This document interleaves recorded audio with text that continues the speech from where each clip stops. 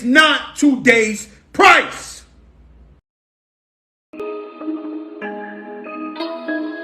Buddha. I got messages saying, what's up with the show? 1, 2, where you still got kids writing essays on 472. Shout out to Chris, he came through. Came back there. And you go, okay. And she said, okay, he done. He it's not money, baby. They don't need cash in their hands. Right. So now with the fuck with that, Regardless of the fact. You don't know. You don't know his fucking intentions. Attention now. What are people? Listen, I'm gonna take my time down here. right. I didn't understand. When I tried to conduct, Come on.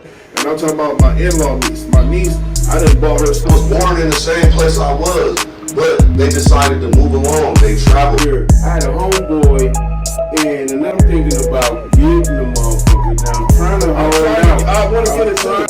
They both was the same, but once the money been through, and you just scripted this shit.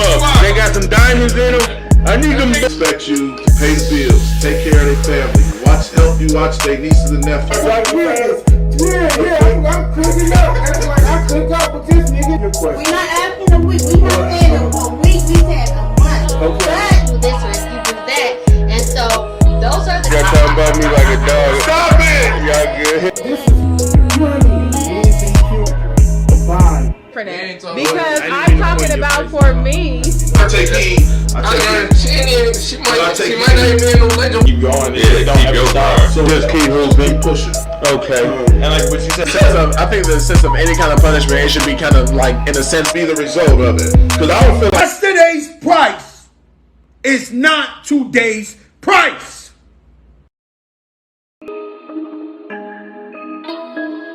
Buddha. Welcome. This is the Smartest Dumb People, and I'm the host, Anthony, that dude Johnson. And always to my left, Quando Rondo, my high school bud. We got a special guest in the building. He goes by the name of Kenton Keith. A lot of people don't know. Well, a lot of people from the O know for sure.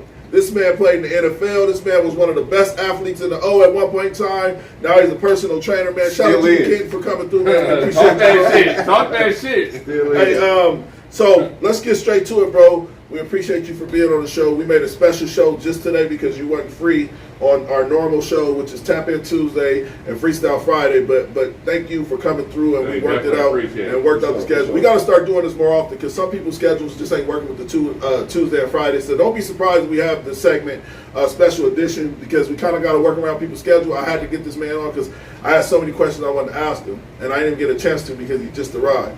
So let's get straight to it, man. You played in the NFL for how long? The NFL 2 years.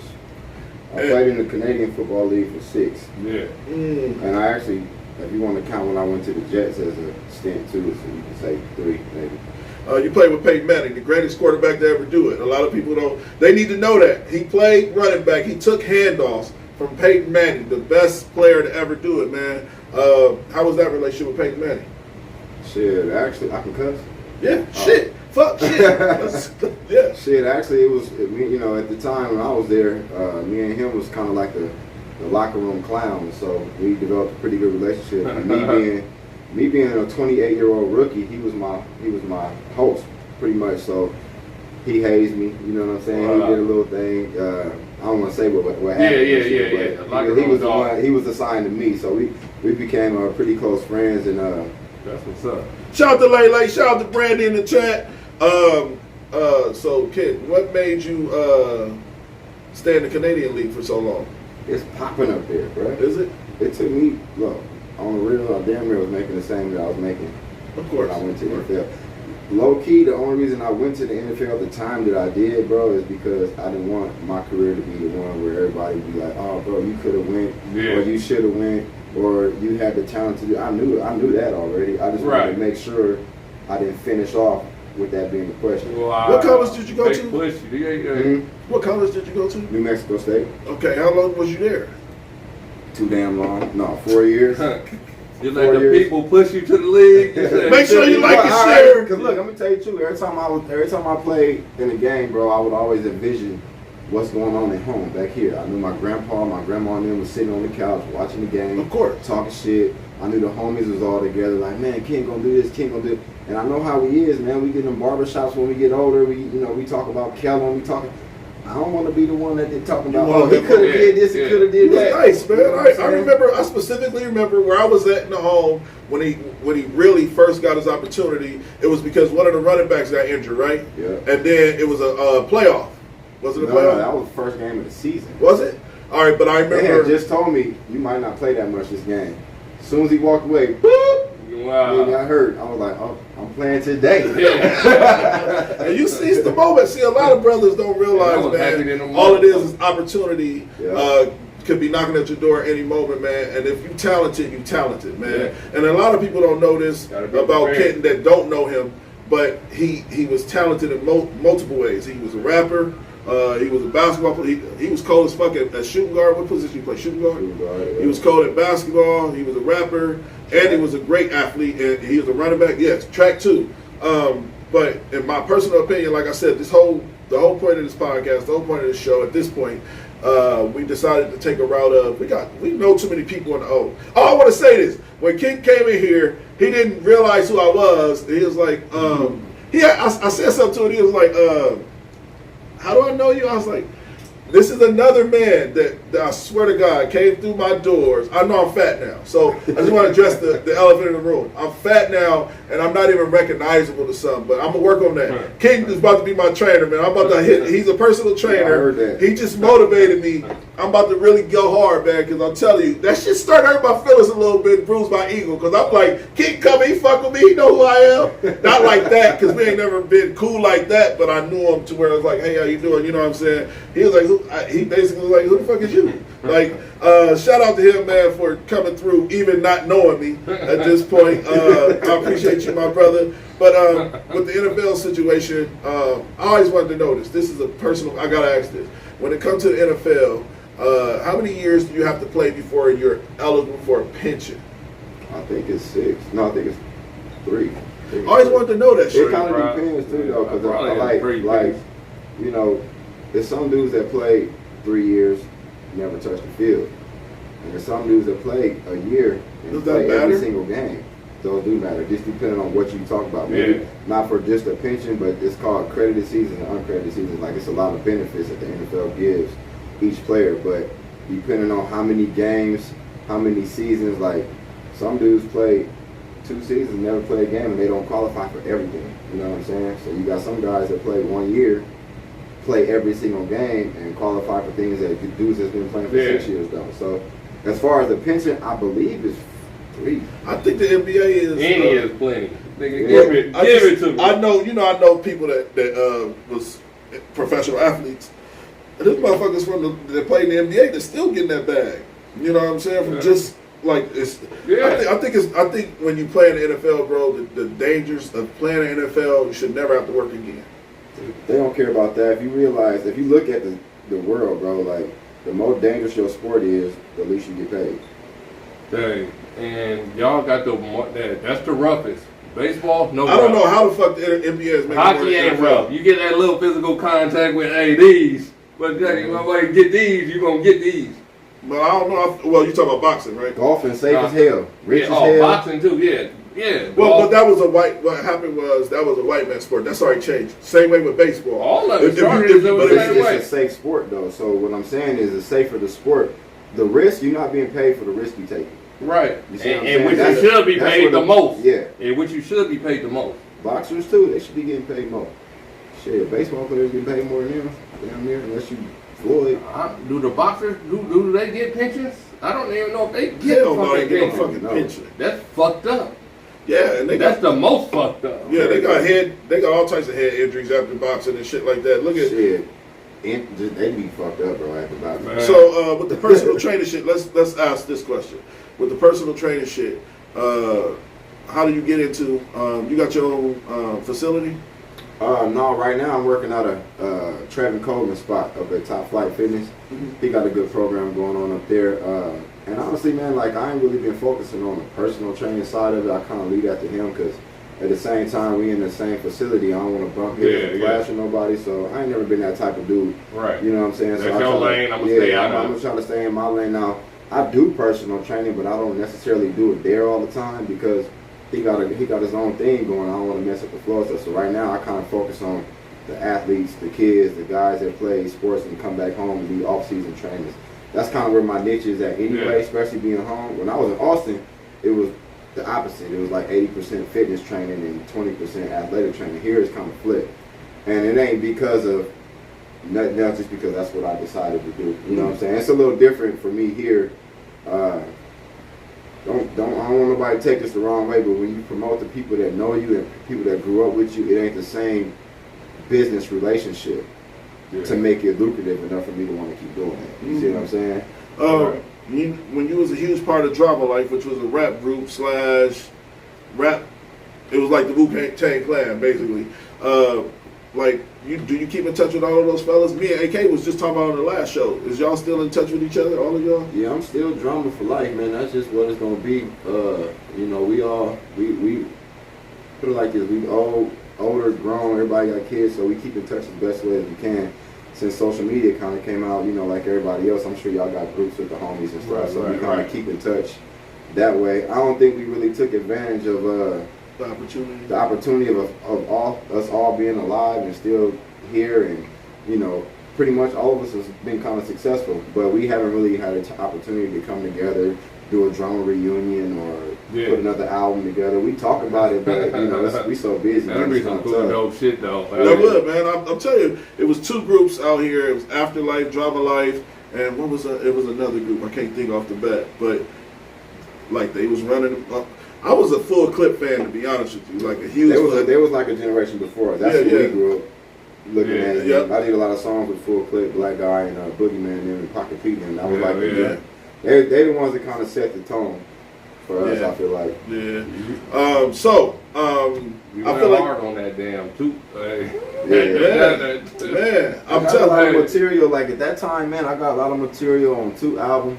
I got a lot of material on Full Clip album that you wouldn't even know. I was doing some writing for people. I was on Stacking Bread with Doja Mac and L. What about motherfuckers don't know Drama Life? They rap like Twisted. They had the fast rap. Right? Am I right, kid? Y'all rap like Twisted. It was a drama style for sure. Yeah, it was a drama style. Like we Cam Lawler. Yeah, we took, and see, it's funny is because like Cam, he the young homie. You know what I'm saying? He grew up on the block with us, but at the same time, you know, I was the one that I started Drama Life. I thought so. I didn't want to say that though. It was kind of like, you know, we met two was already in his own lane, and you know, I had heard about him a lot. He heard about me, and when we connected, it was just like, it just made sense. So, you know, at the time, I was one of the only ones rapping fast. I think my cousin Jay Boo started dipping and dabbing in the group. Jay Boo was hard as fuck. Jay Boo might have been the hardest in the group. Nobody know that. But at the same time, you know, we took upon ourselves to actually, like, before you got in the group, we was teaching you how to rap like that. Yeah. You know what I'm saying? Like, Cam had it naturally because he grew up with us. Mac Dame, I don't know if y'all remember Mac Dame. He came from Sacramento. I'm talking about, and he'll tell you, me and Dame literally had like speech practice. And, you know, a lot of the songs we made up, Dame had a lot to do with it. We wrote the grip of songs at Benson when me and him was in detention. We was in detention damn 3-4 times a week writing songs. I gotta say this. They used to call Kenton the pretty thug because he looked like Tyson Bedford. I had to get that out there. And ladies, he's married, so I don't want to get those calls after the show. Like, what's his panhandle? How can we find him? I get that a lot on the show. You can still find me, but yeah, you know for personal training only. Personal training only. But yeah, I remember they used to call him Pretty Thug in high school, man, and he looked like Tyson Bedford. So that I can't. All I see is Tyson Bedford when I look at him. But I want to get to some of these topics, man. It's time. And Kenton, I want to say this, man. You growing up in the hood and you being in a toxic environment and making it out, bro, to the NFL. I want to give you flowers while you're here, man. You dope as shit for that, bro, because a lot of motherfuckers don't realize how talent will change your whole narrative. And so what I want to do is, there's a video out there that's surfacing. It's Kodak Black. Kodak Black allowed his son to get like diamond teeth or some shit like that. The boy like 8 years old. I want to show 2 clips. One clip is Kodak Black inspiring his son to get diamond teeth, and another clip is Kenton with his son. Let's watch. He's 3 years old.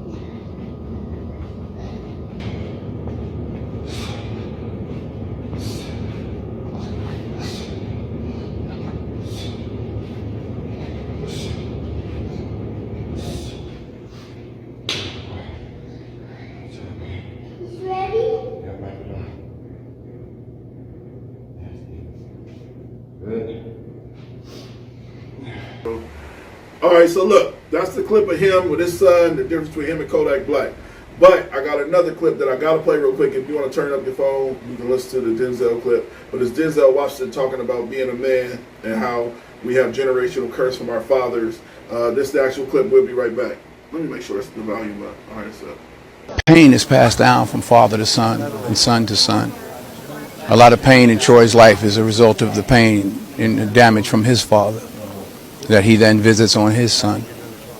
We have to, as black men, be mindful of that. Sometimes it's unfair, and sometimes we take it out on those we love. And I'm guilty of that frustration that we all have. But we have a responsibility and a duty to be fathers, not to just make babies, but to be real fathers. And you can't expect any good to come to you if you don't visit any good on your son or your daughter. So be a man. Pain is passed down from father to son and son to son. All right, so that's the actual clip of Denzel having a conversation and explaining what we go through as black men with the trauma we face. And I can honestly say I've been through some shit with my father.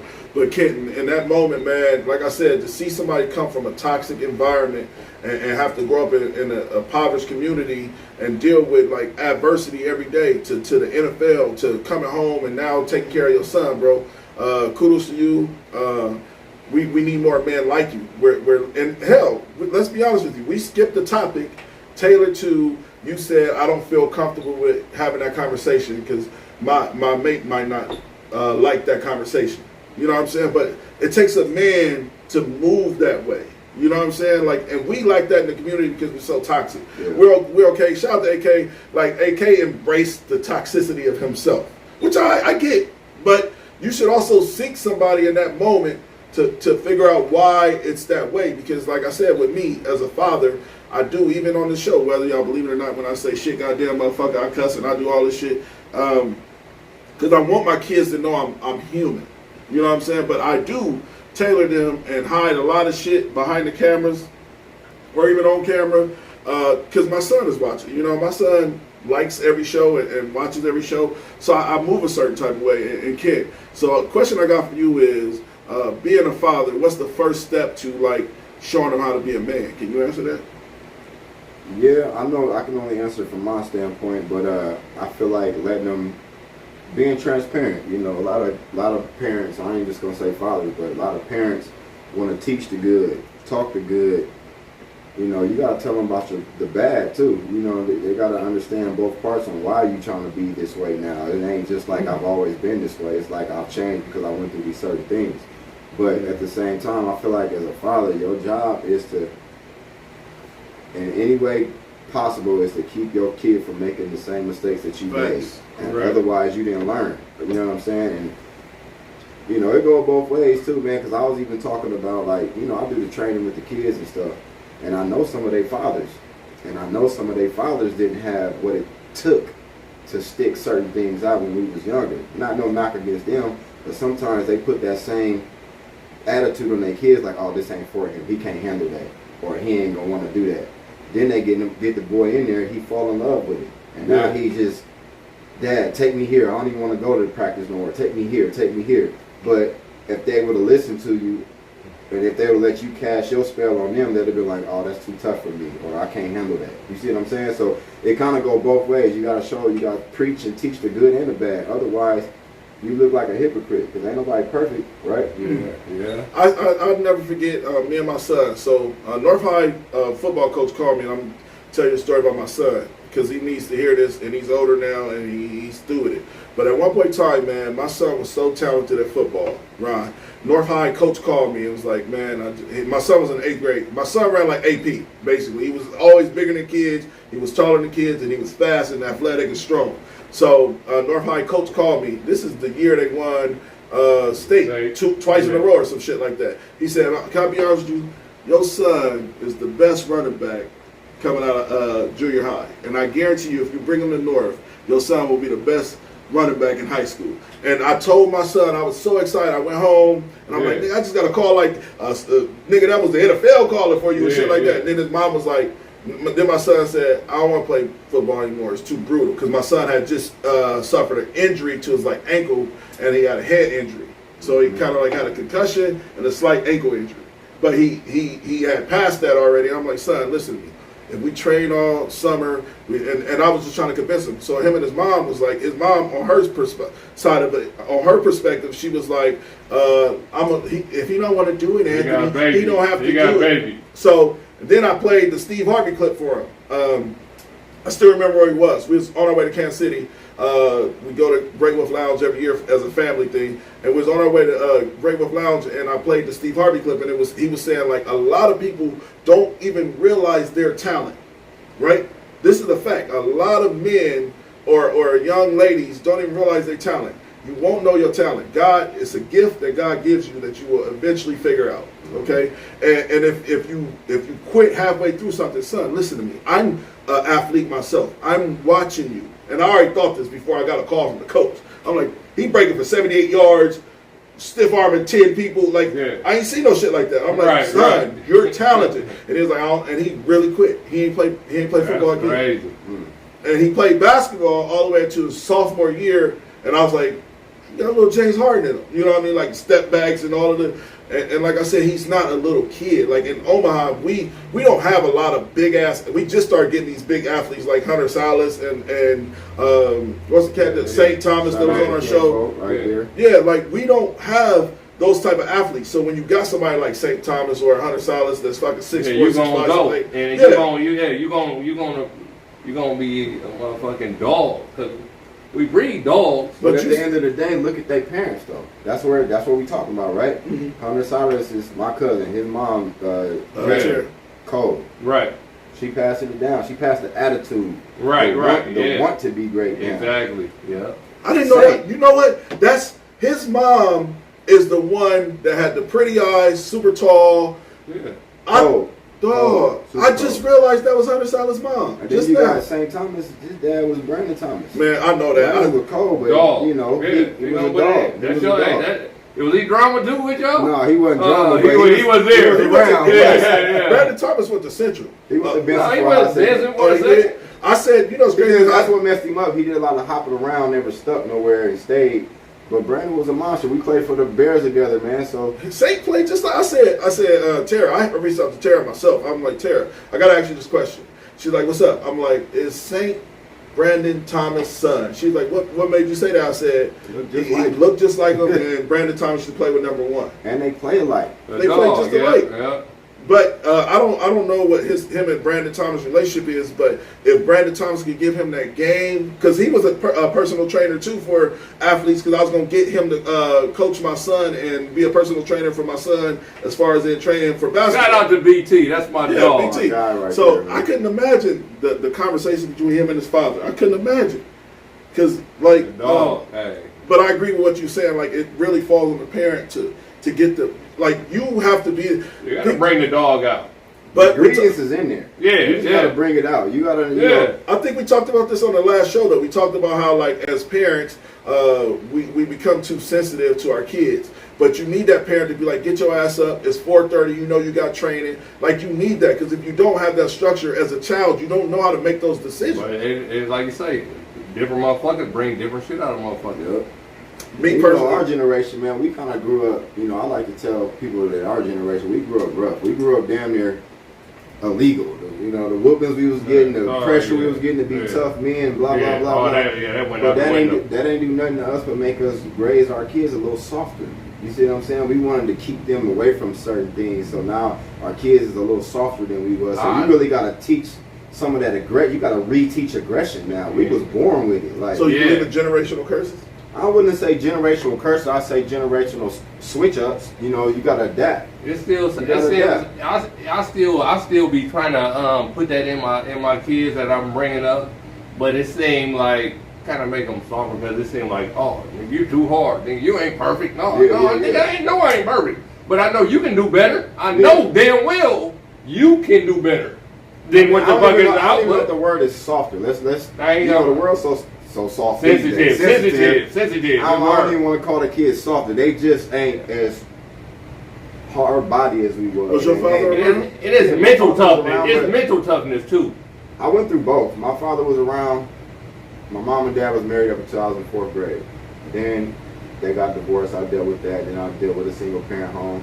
Then I dealt with both parents being gone for a little bit in high school. So I was that's when drama life started, trying to create my family. You see what I'm saying? So long story short, but at the end of the day, you know, I'm one of them dudes that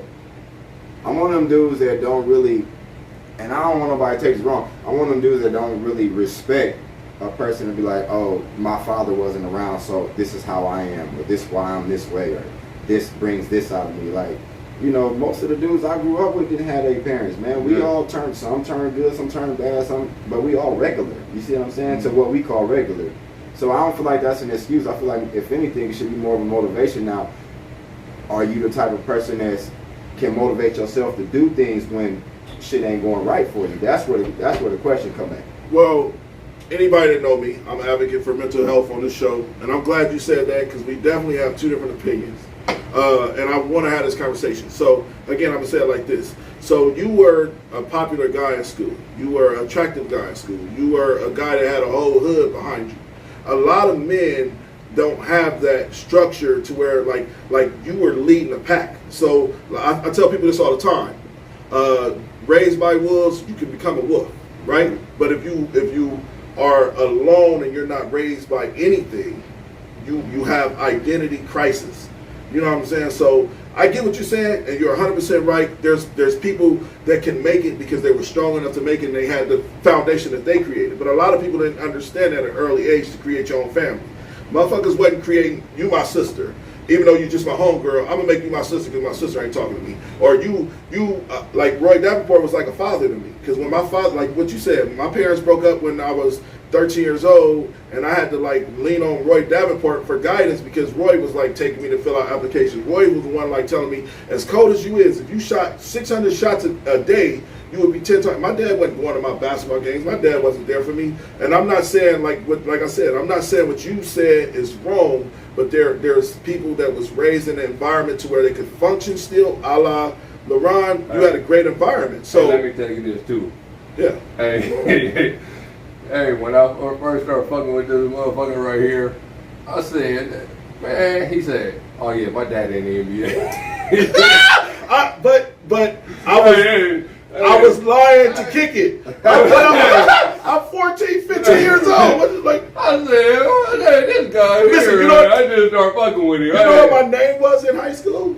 Until I was 16 years old? I never said that. I called myself Sharif. I was trying to get rid of, and because I suffered like identity issues with my dad. Like my dad was a piece of shit. He didn't come to my basketball game. Imagine being the best player on the team and nobody in the crowd but your mom that's breaking you every day as well. You know what I'm saying? Like, and I'm an advocate for people with mental health issues, but a lot of it just be motherfuckers suffering abandonment issues and trying. You're 100% right. I do remember that. I used to say my cousin just going to the NBA and all of these things just to fit in with motherfuckers, right? But it wasn't. It was because I had nobody. You understand? When you go home, you was going home to your mom.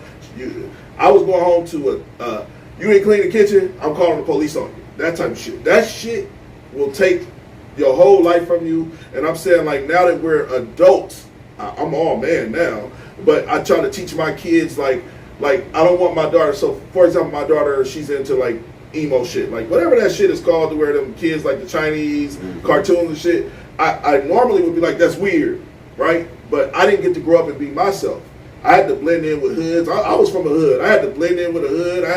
Everybody asked me, do you smoke? I said, I smoked one time in my life, and it was at a hood party, and they're like, you gotta smoke. Blood, you gotta smoke. And I smoked just to fit in. So that's what became my lifestyle. My lifestyle became trying to fit in, so I just blended in with everybody else. There's some people that was leaders of the pack. Like I said, like you might have been the leader of the pack, and I was the nigga that was trailing behind niggas trying to figure out who I was as a person. You know what I'm saying? I realized before that pack even happened, I'm still you. I had to sit down and figure my shit out. I didn't soak in it. You see what I'm saying? I didn't let it consume me. So I was like, if I ain't got this, let me create this. The reason I started making music, nigga, they was charging $250, $350 for a beat. We 13. I said, fuck it. I'm about to buy a keyboard and learn how to make beats. That's always been me. I ain't never been no personal trainer, bro. Like when I got done playing football, I got injured. lost my medical, lost my all that shit, my insurance. I had to become a personal trainer to get my shit back. You see what I'm saying? So that's the kind of person I always been. I don't knock nobody else, but at the same time, when I ain't a lot of never had niggas don't something, got that mental. everybody know me. When I ain't have something, bro, I was gonna create it, man. Somebody, shout out to JR. We ain't got none of the comments tonight. He said, if you're smart enough to diagnose your illness, you're smart enough to prescribe the remedy. And what I'm saying. Well, all right, so we have this segment. Like I said, we have the segment called Therapy Thursday. You struck a chord with me earlier today, and I'll explain to you why. Because I have PTSD from a motherfucker that I fuck with heavy. His name is, I ain't gonna call his name on the show, but you said his name, and he had robbed me, and like he was a big brother to me. I said his name? Yeah, but it's just casual conversation. Black guy. Everybody know who it is. Anybody in Omaha that know my situation, know who he is, know what happened. But it triggered me, and I like literally wanted to change the subject, but I'm like, kid, don't know. Let him do his thing. But at the end of the day, bro, like with me, I'm a like. There's people in the world that's tough enough to handle shit, and there's people in the world, it's not soft. I don't want to call it soft. It's people that knows their triggers, right? So me, like I hate like anybody that know me, I hate that motherfucker. And anybody that knows me is gonna say they're gonna see that moment in the show when you said his name, how I look down like I can't stand that motherfucker. But he did some foul shit to me, and I loved him like a brother. You know what I'm saying? But back to what I'm trying to say, when JR said that if you know your that is the key. That's what I'm saying. Like I'm learning my own behaviors. That is the key. That's what it comes down to, your own behavior. Yeah, like I'm learning what pisses me off. I'm learning what hurts my feelings. I'm learning, and you know what's crazy is like niggas, like it kills me when niggas try to call like it ain't got nothing to do with being soft. It got something to be. You're aware of what you're going through mentally. And like I said, you just caught it at an early age. You just probably didn't realize it. You was like, fuck that. I ain't letting my dad not being around or my mom not.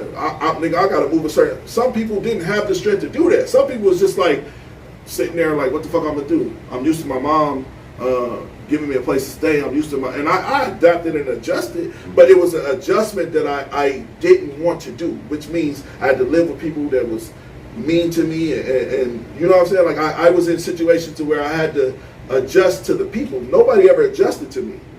You know what I'm saying? You adjusted, like you created your own family, so these people adjust to how Kenton moved. Kenton starting drama, like Kenton doing this. I didn't have that.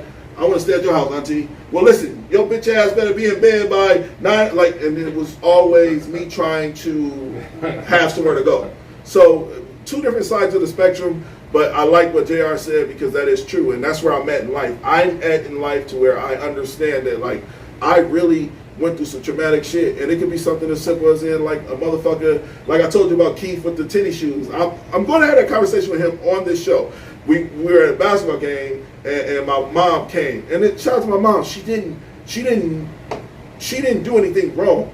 So you remember back in the day in high school, she brought me it wasn't high school, we was in junior high, but she brought me a pair of, you know, everybody mom used to bring them the Jordans to school, or everybody mom used to bring their Jordans to the fucking basketball game. I'm the best player in the fucking Columbus League at this point. You had Jordans in high school? I didn't have Jordans in high school. No, well, I'm gonna tell you. No, junior high, kid. Junior high. So let me tell you what my mom did. Where do you hear? So if this ain't traumatic, I don't know what it is. So my homeboy my best friend opened his fucking shoes. His mom brought his bag. Boom, he opened. He got the Jordans. Guess what shoes I got? What? The Attack Force. Welcome to the club, fool. Yeah. But I said, like, that shit, fuck, my teammates laughed at me so hard. And they was like comparing me and Keith's shoes. They like, he's got the fifth ring on it. Like, and we got to play a game that day. We have to, and listen, like I said, my mom, as I say this, my mom didn't do nothing wrong. She just didn't understand how impactful that was to me. Now, am I being an ungrateful bastard because I got new shoes? I was sliding around the whole court, bro. I was better off playing than the dope bands I had. But I'll try to explain to you that this shit, it hunts you forever. So when I got older, I allow my kids now, they had every shoe that they wanted. And I made sure, son, what you want the new Hardens, what you want the new. But like you said, it made you softer as a parent. But at the end of the day, I still struggle with the damn. Like, I had to tell LeRon my dad was in the NBA just for him to be my friend. Yeah. You know what I'm saying? Like, so it's still traumatic situations that happen in your life to where you don't even know affect you until you get to a certain point in your life. You're able to assist and adapt and adjust and understand it. So that's why we have Therapy Thursdays, because I want to have conversations, real conversations. Because like you said that, I didn't know that about you. Because I'm telling you, when I met you, for whatever reason, motherfuckers like that motherfucker a pretty thug, and he looked like Tyson Bedford. I didn't know you wore a tack force to school. I was so surface level of explaining who I was at that time, but I had a lot of shit going on, man. Like just like you, man, traumatic situations that I didn't bring to school. I didn't bring my life to school, but you know, it's just all about how you get over it versus the next person, right? Gotta go on. Yeah. And you know, I started seeing my life in a certain way, kind of like you, talking to my wife. My wife Canadian, she was born in Canada. Everybody nice up there. Life is different up there. So when I tell her certain things about my life, or let's not go in this area because these certain type of things happen, she don't understand that. So, and that's what makes me look back on myself like, damn, am I a certain way, or am I giving off negative energy because I've put it upon myself to keep myself out of these. I move different than a regular person would because of what can happen in certain areas, or what I'm used to versus what she might be used to. Like, you know, so I try to protect their innocence, even with my son. You know what I'm saying? My son, he not from here. He didn't grow up in the hood like that. So when you get on a team full of hood dudes and they don't understand why he don't do certain things, it's because it's not in his pedigree. Right. You know what I'm saying? But you should be proud of that, though. I'm proud of that. I'm not saying that wrong, but I'm just saying as far as like, you know, everybody gonna go through that. What you say is a traumatic situation might not be traumatic. It might not be traumatic to the next person, or it can be more common than what you actually think is inside your house. I think the traumatic, but I think traumatic. Listen to me. Because we had this conversation. He said he got to keep his pistol on, right? And I said, no, I don't say I don't have to. You said you have to keep your pistol on. You said, let me tell you what he said, kid, on our show. He said, I know all of my niggas been shot. And I was like, you said that with a straight face. Nigga, that's terrible. We're not at war. We're not at war. That's terrible to say that out loud with a straight face. Listen, if I go to my white boss tomorrow and say, all of my niggas been shot, they're like, Anthony, what? It's the same thing as what he just said. You got in Russia when this happened? Different, man. We in a whole different environment, bro. And you know, being in North Omaha, man, like we used to some abnormal shit. Yeah. And you don't know it until you go out of town. Like even with me, let me tell you what happened to me when I went to the coast, bro. You know, something small here that I realized ain't the same everywhere else. Man, you go out here, man, you walk outside the house, you look at a dude you don't know. It's more negative than anything. Just the eye contact. Y'all don't know each other, so all that mugging and stuff. Unless you say something. Let me tell you what happened. Me and my cousin Tyree Kellogg, shout out to him. We went up to Indianapolis. My first time up there, I had just made the team. We went out to the club to celebrate. We sitting in the corner, just chilling, watching. Whole group of dudes walked past. They all looking at us. And I'm like, okay, they went that way. They went to the bar. I'm telling him, I'm like, bro, you see that? You know, we on our Omaha. Omaha shit. Yeah. 5 minutes later, them same niggas come back, looking at us. Boom. Walk the other way. I told Tyree, like, bro, be ready. We both got our fist ball. We didn't know what was about to go. Next thing you know, one of the dudes came back to us. He don't even know he about to get jumped. He was like, bro, there's some nice ass shoes right there. Nigga, I'm talking about monkeys, weight, everything came off my back. Like, what? For one, he was nice to me. He gave me a compliment, and we caught eye contact, and it wasn't no problem. Like that was like a culture shock to me. You see what I'm saying? So what we used to ain't always like the way the world is. You see what I'm saying? What we get used to ain't no regular shit out here. And that's what I'm trying to explain to you when it comes to like I'm glad you said that, because I always want to talk about this. I always wanted to talk about this on the show. Like, you know how many white people a day I say hi to that I don't know? You know how many niggas a day? You know how many kings a day I walk past and look down at the ground because I don't want to give the wrong impression. You know what I'm saying? So I try to create a different. What you're saying is exactly what I'm trying to break. I'm trying to break the barrier with black people to where like we understand. No, nigga, we be fucked up. But guess what? I want to put it out as in the circumstances I was saying in my situation. I still stay in my same neighborhood. I got shot in my same neighborhood. I still stay in my same neighborhood. You keep a pistol on you though, right? You ain't listening to what I'm saying. It's not like I moved out of my neighborhood and I'm still in my same neighborhood. And even when I got shot, guess what I had on? I had a tie on, I had a cardigan on, and we're looking for no problem. It ain't about what you're looking for. It's about. Believe it or not, man, white people keep pistols on too. Oh yeah. But I'm saying, like, I feel comfortable more, and like I tried to have this conversation multiple times, but the panel at the time, we just couldn't, because they're not dealing with reality. But I'm trying to explain to you that as black men, we have to change the way we think. We really do, because if your environment ain't changing, why would your mind frame change? If the environment don't change, it's gonna be hard to change the way you think, even if you're not that way. You just gotta protect.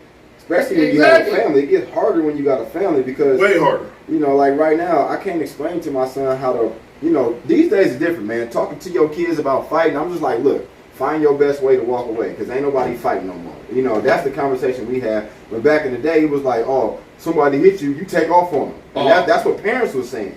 You see what I'm saying? I still preach that. I still preach that too, but now if you say that to your kid, bro, you putting him in more danger than anything, because ain't nobody fighting no more. So it's almost like I gotta tell my son, man, punking out or walking away, don't look at it as like weak.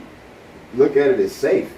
You see what I'm saying? Or at least be like, if you're gonna fight somebody, you know you're about to fight, but like, bro, I ain't gonna fight you. All you're gonna want to do is try to shoot. Put it out there first. So are we, you know what I'm saying? No, I'm talking about elementary. I'm talking about, okay, if this motherfucker is trying to bully you. If you teaching them that in elementary, that's just gonna carry over his whole life. So no. But guess what? Bullying. If you're getting bullied every day, what you think that's gonna carry over? What's carrying over? What do you want to carry over? You want to get bullied all your life? Oh, we gotta get to the Gillie conversation. This is perfect segue. We gotta get to the Gillie conversation. Gillie and Wiz Khalifa. This is a perfect segue. Go ahead, handle it. Gillie and Wiz Khalifa got in a little social media beef because Gillie said he don't like the way Wiz Khalifa is wearing his shorts or whatever. Let's watch the clip. We'll be right back. It's a little crazy today, because today I had to unfollow one of my brothers, Wiz Khalifa, man. I love you, brother. You know what I mean? I'm still riding around, banging black and yellow. And when I see you again, you a legend, man. It's Pennsylvania, baby. Philly to Pittsburgh, but I had to unfollow him today, man. Every time I come on my page, man, you in your draws, man. You giving up strapping ball action, man. Every day, man, I can't do 8 balls in the corner pocket every day when I wake up, man. So, I had to unfollow you, play. I love you, though, man. You my brother for life, man. So, when Wiz stop being in his drawers, he throw some shorts on, or he take a break from the gym, can y'all DM me and let me know so I can go back and follow my brother? But until then, see ya. All right, I'm only dressed this one time. The same niggas who be telling me to put clothes on in the gym or unfollowing me because I make them uncomfortable, y'all the same niggas who laughed at people when they read in high school or said that you sound stupid because you sound smart. Y'all are negative. And you know what I do with negativity? See ya. Need all the support, man. 2. I got 100,000 followers in 8 hours, right? They can't hold no real nigga down. I talked to that super soft, extra sensitive, swab, cotton ass nigga, right? He said, you hurt my feelings. You hurt my feelings. He said, people was laughing at me, Gillie. I don't like to be laughed at. He said, I felt like you was bringing down another black man. I was like, nigga, because I told you to put some drawers on? Because I told you to put some shorts over top of your drawers? I'm bringing down another black man? Yeah, so extra super soft, cottony swab. It's all good. You can't hold no real niggas back, though, man. I'm in the streets, man. Niggas got 30-something million followers and 400 comments. They don't matter no more. You hear me? They don't matter, baby. Plus, our money already in the bank. Right. Shit, 22. All right, so that's basically Gillie and Wiz Khalifa going back and forth, and I can give my opinion first. I agree with Gillie in this form. Like Gillie is a comedian. Him and his cousin, they're not really comedians, but him and his cousin, they bag on niggas all the time. They're jokesters. And he was just, even though he might have really unfollowed him, which probably bothered Wiz, I know Facebook friends that I'd be like, dog, I don't want to see that trying to be sexy shit. If Kid took his shirt off and was licking his lips and weird shit, like I probably would. I don't want to see that shit. I probably unfollow him because like I'm not a woman. I don't want to see that shit. Like at that point, that's male porn on my fucking Facebook. So I understood what Gillie was saying. The problem is that Wiz couldn't take a joke. Wiz got offended. He got that man's page shut down and had almost 3 million followers, and that's fucked up. It really is. I don't think that was. Wiz got some strings. He could pull some strings. He pulled that string, bro. I don't think that nigga was on intentionally wearing that shit just to do that. He do MMA. No, he do MMA. But I'm gonna say I got a whole different opinion from the standpoint of me doing fitness. Like it's different, bro. When you walk around in biker shorts, if I want to, I mean, Wiz was skinny as hell, bro. Like he spent years to look like he did, and also not even just the way his body looked, but it's just like, you know, when you play football and you playing sports. And you in a team atmosphere, and y'all all together all the time. This shit y'all do together that you wouldn't do with the homeboys. Like we take showers together, my nigga. Like we can talk about that all day if we want to talk about some little ass shorts. What about all the football teams that take shower together? All them niggas weird too? No, but they get in that bag, so everybody want to excuse it. Yeah. No, bro, look, Wiz is in a whole different fitness lane. What's his name? Gillie the Kid. He probably more mad that he ain't doing that type of shit than anything, so he trying to bang. And that goes to that's the point what niggas do. That goes back to the point I was just saying, man, this generation, you can't take no L's. You can't talk about nobody. You can't join on nobody. You can't fight nobody and they lose. Any kind of L, everybody got a problem with now. You can't take L's no more, man. Not funny ones, nothing. So that's just the world we live in today. Definitely weird. I don't think there was nothing wrong with him. I think he was just in the gym. Wallow 10 times a day. I wouldn't be in the gym like that because I was looking at the videos. They got females in there, other dudes in there, and they all dressed in their attire. I don't get why he butt ass naked in there, but it's okay in a gym atmosphere to do that because it's the people that do that. So yeah, shout out to JR. He said it's childish. I agree with JR. I agree with what you said, but like I said, we got to be able to take a joke too. You know what I mean? Like we all know Gillie. That's what he do. He became the social media bagger. He can't wait for a nigga to do something. He be like, "Hey yo, T.I., I heard you got booed off stage, man. You don't need to be getting like that's just who he is. He's not trying to insult your character. He's being funny, man. He does it to his own cousin. They say all day on Facebook and on Instagram, you a nut ass nigga, and they'll like do weird shit and show him snoring with one sock on. Like that's. I think it would have been fine if he didn't physically unfollow him on the net. Yeah, that made other people want to like do the same thing. But he got to follow him too, right? Yeah. You know, what I'm saying? That's where it become wrong. That's where it came weird. Yeah. When he physically. All right, well, we got 2 more topics out. We can touch one of them. We got 12 more minutes. You want to touch it? All right, so. Young man goes to the club, and they wouldn't let him in the club because he had on a certain pair of shoes. He finds a white boy that's in the club with the same pair of shoes on as he's filming. He's like, he got on the same shoes. Why he in the club and I ain't in the club? We had this conversation. We'll be right back with you. You know that happened.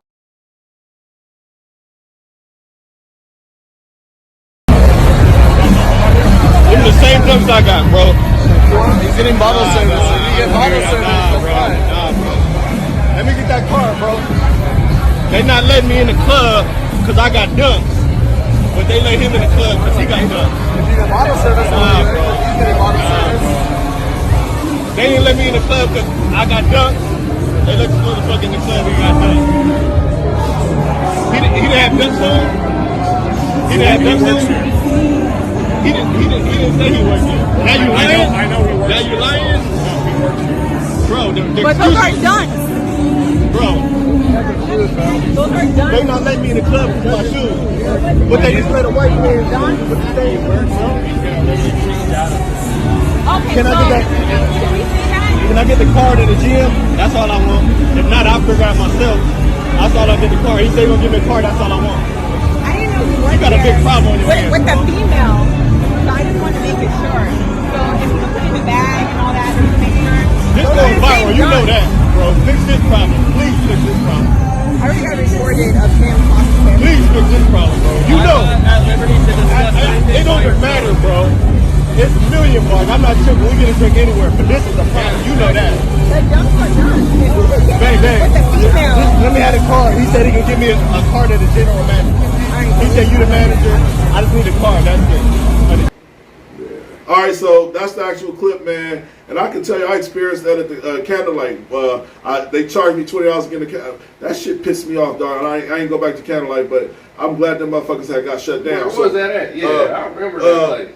But me and my cousin Willie went out, and they made us pay $20 to get in. Boom, we pay. And then I'm watching the white guy walk in, and I was like, and that broad, man, I can't stand that broad. She on Facebook too. Her name is Crystal something. Fuck that motherfucker. Anyway, she was at the bar. She was a bartender. I was like, Crystal, this is what made me mad. Like, I thought I could have a conversation with her because she's the bartender and I know her from Facebook. And I'm like, Crystal, why they just let the white dude in for free?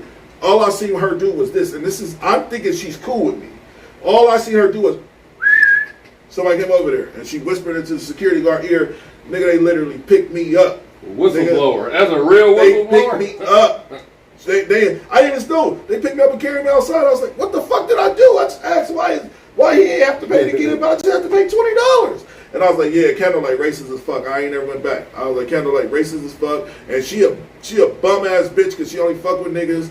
And she did that weird shit. Was she black or white? She was mixed. Her name is Crystal. Her name is Crystal. I don't want to say her last name because it's multiple Crystals on my Facebook. But she knows she is. The bartender at Candlelight that did some weird shit, got me kicked out when all I did was ask why the white guy got in for free. And me and the homie just paid $20. You asking too much, man. Yeah. And them motherfuckers came and got me. And my cousin watched the whole thing. I was like, you ain't gonna punch a nigga in the back of the head or that. You just gonna watch them carry me out this motherfucker. And then Willie was like, I kind of still want to hang out. If that's have you ever been kicked out of a club, your homeboy still want to kick it? He like, I kind of was having fun in there, man. All right, cuz, be cool, man. We gotta go. We both gotta go. No, my cousin left me. My cousin left me. I drove myself, but he was like, man, I still want to kick it. I ain't tripping. It is what it is, man. But I can't believe she did that shit to me. And like I said, we experience that as black men all the time. I experienced it several times. Several times, man. And then it's you crazy dress a how common that is for us, though. Like like I said, we used to some shit that motherfuckers ain't gotta get used to, man, in life. Being black. Right. Is that okay though? That's it ain't okay, but this world ain't bent. I mean, this world ain't built for us to be okay with shit, man. Like, that's what you gotta be okay with, not being okay with shit. I'm like, that makes sense? I didn't have that shit. Hey, my dress code. It still hurts for me to hear. You already know where you're going, so you dress accordingly. Yep. But and then you get there, and now there's still you're not excuses for you. Yeah. I gotta say this just because I know I got people from Austin watching, man. Took my wife out, bro, to a day. It's a food place. A day party. They playing some music. We get in there. We get to the front. Talking about everybody in there got hats on, bam. And I was already low-key nervous because I had a hat on, which I shouldn't be. I'm like, damn, I'm black with a hat. Okay, let me just try this. Yeah. This is risky. You know what I'm saying? Yeah, they would have brought something else up on you, though. Yeah. I get there. Have the hat on. I get there. I'm talking about we wait behind like 5 different people. I got an NFL card and everything. I don't even like to use that stuff unless I have to. But I get up in there. He looked at my girl, let her in, then looked at me like I ain't with her. Like, no, you can't come in. First he didn't want to tell me. I'm like, why? I'm dressed right. You know what I'm saying? He was like, your hat. I'm like, my hat? You want me to take it off? He was like, nah. He was like, I was like, okay, what's wrong? He was like, your bill. He was like, it's too straight. I ain't never heard that before. I'm like, it's too straight? Like, I'm thinking, he's talking about the way it go like this. Yeah. He didn't even tell me that I can bend it or that I can fix it and come back in. He told me that I had to go. So I get all the way to the car and one of the dudes told me, bro, all you got to do is bend your hat like a baseball player. I came back, my hat was bent all the way like this, and they let me in. Didn't want to, but somebody told me how to get in there. Yeah. They was going to let me go. But why couldn't you even just take it off? Okay, fuck it. Let's take it off. Nuts, dog. They wouldn't let you take it off as an option? That wasn't an option for me. Oh, yeah, you want to keep it on. Yeah, but I'm just saying how shit like that happen all the time, man. Like, and that's why I say we got to get used to being. I had that happen, too. I had that same thing. I had that happen St. Patrick's Day, going out to a white club. Motherfucker say the same shit. But kid, what's is your hat bent? I said, you tell me, is it bent? Is it bent? I don't know. I wouldn't let you answer it either because you be aggressive. No, see. But kid, I gotta ask you this. So say that quote that you said one more time. You gotta. What did I say? You said you gotta be okay with not being okay. Oh yeah. As a black man, if you're gonna make it out here, you gotta be okay with not being okay with a lot of things in society. Allah, we got one black woman in the Supreme Court and we fucking clapping like we ain't had 1,000 goddamn Supreme Court white people. But that's the thing, bro. We have to change the narrative. Like Kanye West said. I don't like the Kanye West weird shit he said about slavery and all that shit. But I kind of understood what he was saying as in, like, we got to stop letting them tell us what we are. And I feel like that's the being okay with being okay. I mean, being okay with not being okay. That's what Kanye West said. Like, no, I am going to be a billionaire. They laughed at that motherfucker. Then he a billionaire. He's like, oh, they said they go, you can't cancel me. They're like, you cancel the culture. You can't cancel me. Yeah, but you gotta have the bag. You gotta have the bag. On that type of situation, it's okay to be like that. But if you trying to get in some white-owned club or somebody that's somebody that's built a system to keep you out of it or keep you from prospering, there ain't really nothing you can do. They don't give a fuck. Yeah. Like take it or leave it. Motherfucker, we try to do what the fuck we can do. Hey guys, say what you gotta say. Handle your business. Now it's time to say goodbye to all my Negro friends and Caucasians. Look, Kent, give your panhandles out, man. How they can reach you?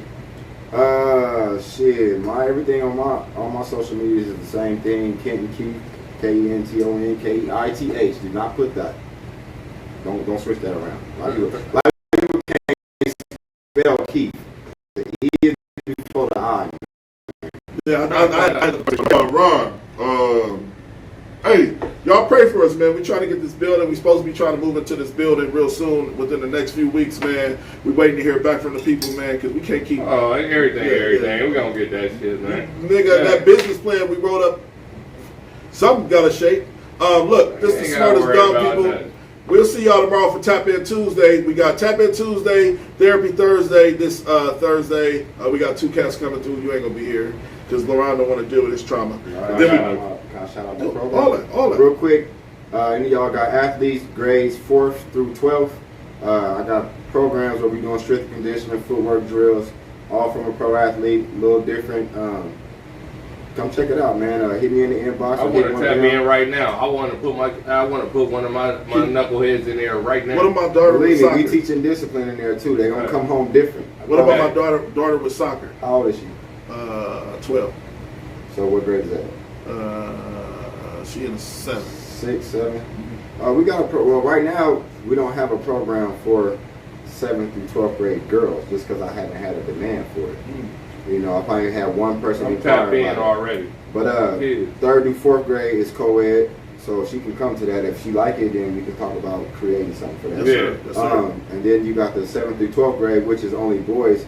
I didn't have it as just boys at first, but man, I done created such an atmosphere in there, man, kind of like college. You know, them boys in there working hard. They want to take their shirts off. It's a place for them to go be masculine as like they want to be. You know what I'm saying? So, like, we don't really have a lot of avenues for that type of stuff anymore. So I don't want to mess that up, man. I want to say thanks, man, for coming through, man. Even though you didn't know me, I thought you knew me.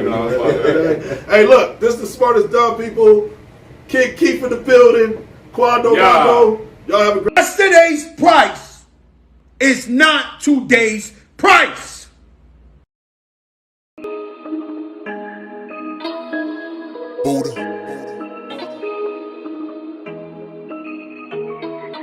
Bueno, I got messages saying, what's up with the show? 1, 2, where you still got kids writing essays on. 472. Shout out to Chris, he came through. Came back there. And you go, okay.